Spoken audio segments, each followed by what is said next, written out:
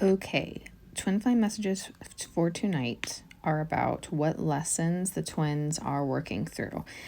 And, where you're at in this process and with these lessons is obviously going to depend on you and your specific journey. So just keep that in mind since some people are further along than others. Okay, first we have cooperation. So being cooperative, I guess you could say cooperative with the universe. Like, so for some of you, it might be being cooperative with your twin because you need to realize that they have certain experiences and lessons and healing that they need to go through before they're going to be ready. You can't force them to do things on your timeline when or how you want them to be done. You have to be understanding that everything's happening the way that it needs to for a reason, and accept that. And so therefore being cooperative, that like it says there, every person and experience has value and is needed for each individual person. Okay. Having discernment. It says here, you are developing the skill to distinguish love from fear and truth from illusion. So this is like lower 3D fear-based energies versus higher intuitive feelings and unconditional love.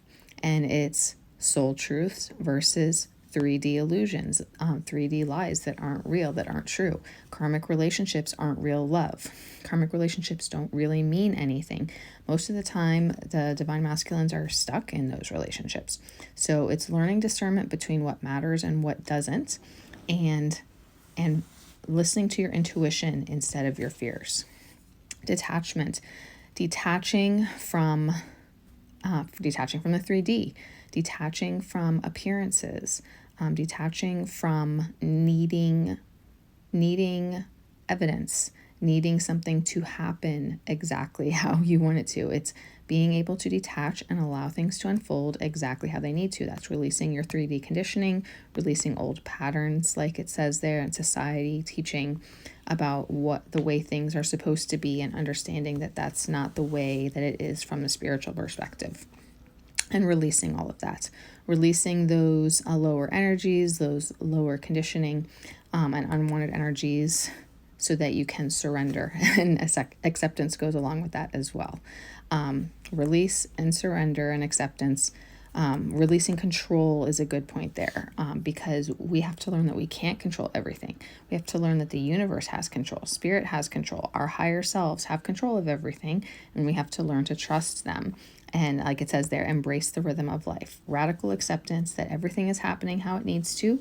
We can't know everything going on. We can't know exactly how it's going to play out, and trusting the process.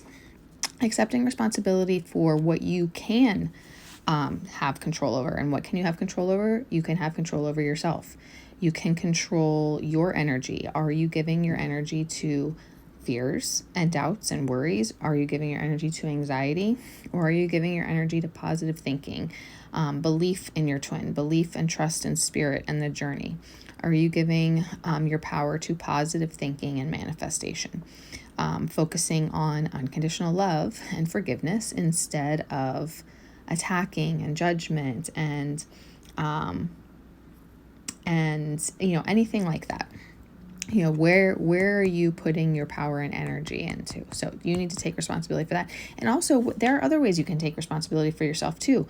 Self-care, self-nurturing, following your soul path and your life purpose. What is it in your life that you need to potentially change to put yourself in inner union and alignment for outer union? Because your inner union is also your own alignment on your soul path, whether that's following your life purpose or leaving your own karmic relationship or whatever it is. So in all capacities, take responsibility for yourself in your life, that you are doing the necessary things too, and you're taking the necessary steps as well.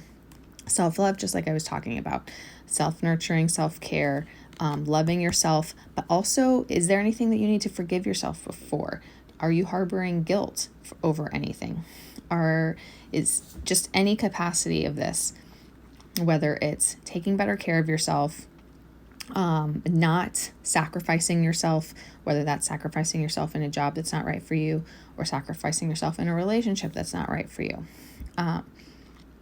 Doing what you need to for yourself in your soul path, and also healing your wounds Another form of self-love is healing those inner wounds that are making you not make the right choices for yourself, that are making you struggle with self-worth and stuff like that. So that's where that forgiveness and whatnot comes in.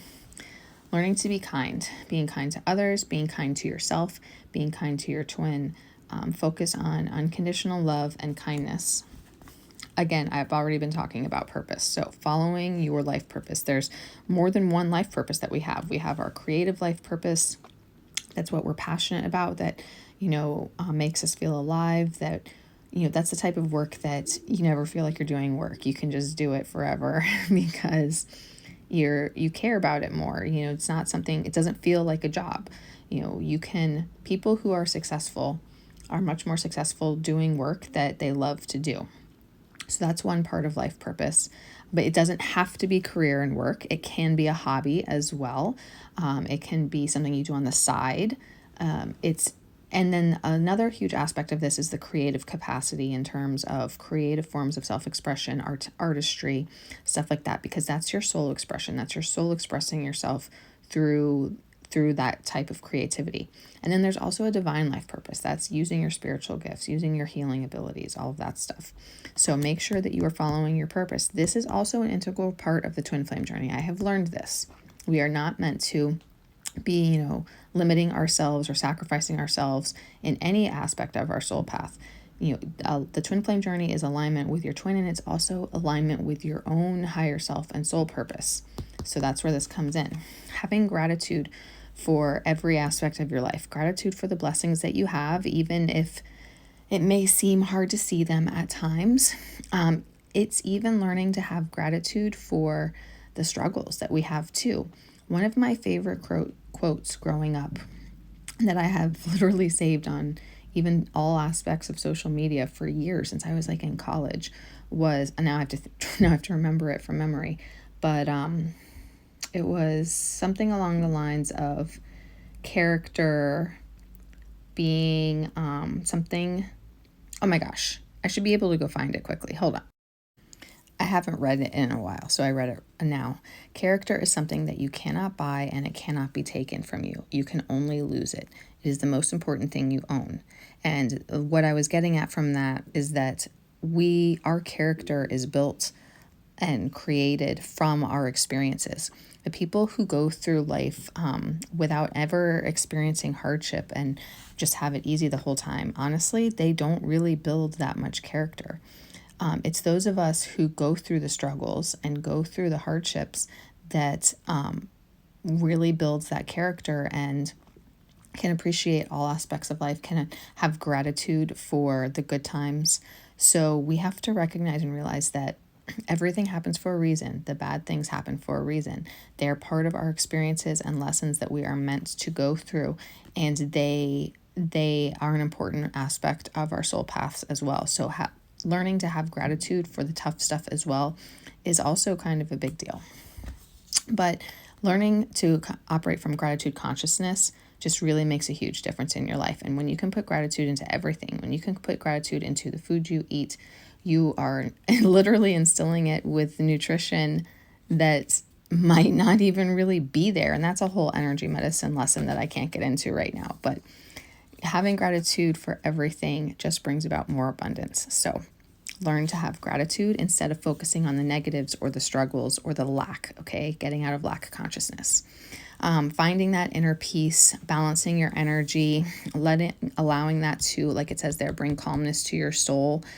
This is a huge aspect of finding that inner union and being able to be at peace with the journey and the process while you're going along and while you're headed towards union. I was going to say while you're waiting for union, but it gets to a point where it doesn't feel so much like you're waiting anymore, because you're living your life in the meantime and allowing everything to come together in alignment. So you're finding that inner peace, and then knowing that and trusting that the joy and happiness is going to come together and you're going to be celebrating and you're going to experience this joy, but also creating that joy in your life before your twin arrives. Okay, so these are the lessons we're learning. Create that joy and happiness in your life in the meantime.